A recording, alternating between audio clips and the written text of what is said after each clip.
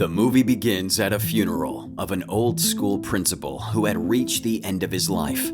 The person in charge of this funeral is a young and beautiful woman named Yanhua. She's then approached and questioned by a reporter who's suspicious of her identity. This is because the old principal was a terminal cancer patient. However, the strange thing is that the cause of his death was not cancer. And what's even more unbelievable is that the old man also left his entire fortune to Yanhua. However, after trying to dig deeper, the reporter doesn't get any luck and he leaves.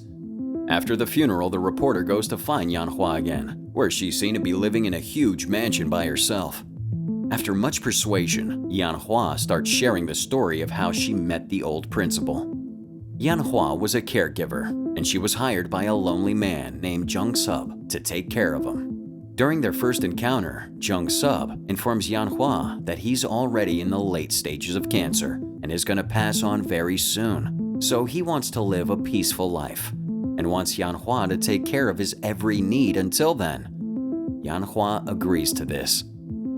However, as the days follow, Jung Sub can be seen being mean towards Yanhua's care.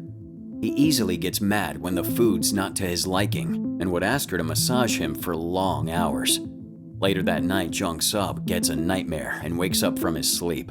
After he does, he sees Yanhua asleep instead of watching over him. He gets mad and takes a glass of water and throws it at her to wake her up. However, she doesn't get mad and the old man goes back to sleep. As more days pass, Yanhua gradually figures out the likes and dislikes of Jung Sub, and he slowly becomes more lenient towards her, and the two of them start becoming closer. One night, he brings her to a reunion party, and one of Jung Sub's friends volunteers Yanhua to go on stage to sing a song. The song then captivates Jung Sub, and on their way home, he gets curious and starts asking her where she had learned the song from, as the song used to be his wife's favorite. She then reveals that it was taught to her by her ex-boyfriend, who had died some time ago. The next day, while Yanhua was giving Jung Sub a pedicure, he starts talking about his lost son and mentions to Yanhua that he was about the same age as her when passed away. He then goes on to ask her why she's here taking care of him when she could be spending her youth somewhere else. However, she doesn't give him a good answer and says she's just following the path set out for her. The next day, Jung Sub suffers a painful episode from his illness and starts screaming in anguish. Yanhua quickly knocks on his door to help. However, he asks her to prepare his suit instead and ignores her help.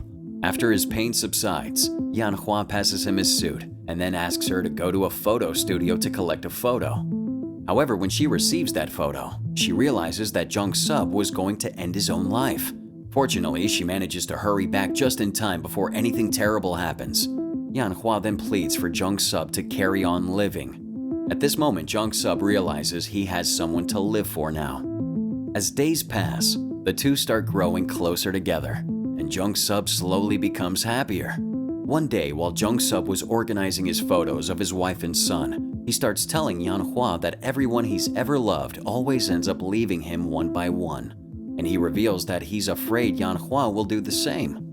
However, she reassures him that she has nowhere to go and will always be by his side.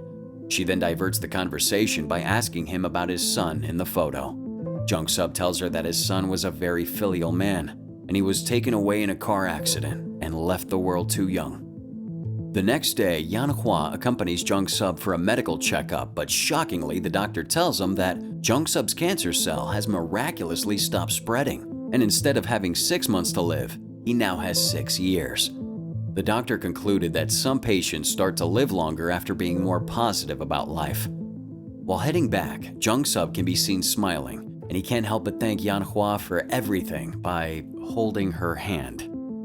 As days follow, Jung Sub starts showing more affection towards Yanhua and bringing her to expensive dinners.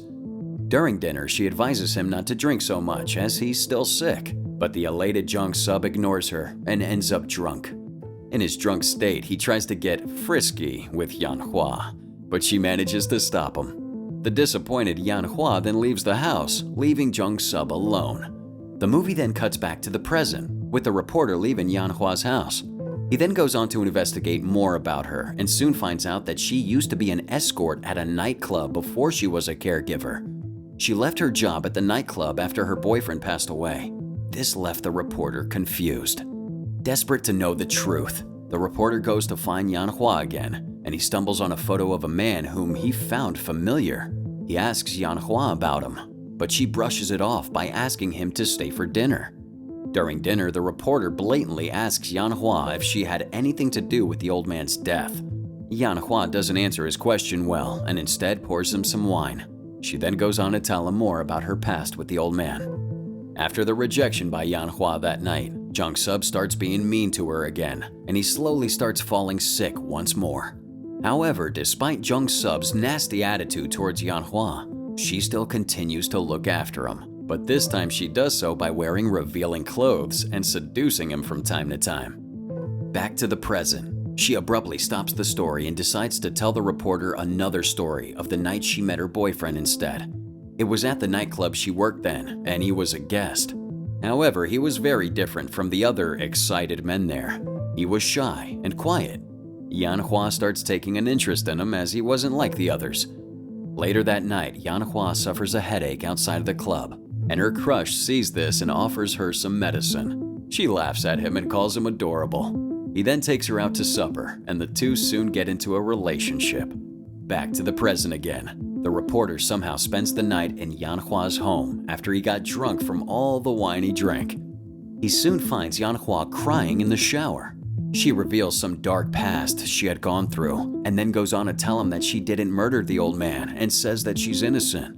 The reporter starts feeling bad for her, and the two soon end up holding hands with each other.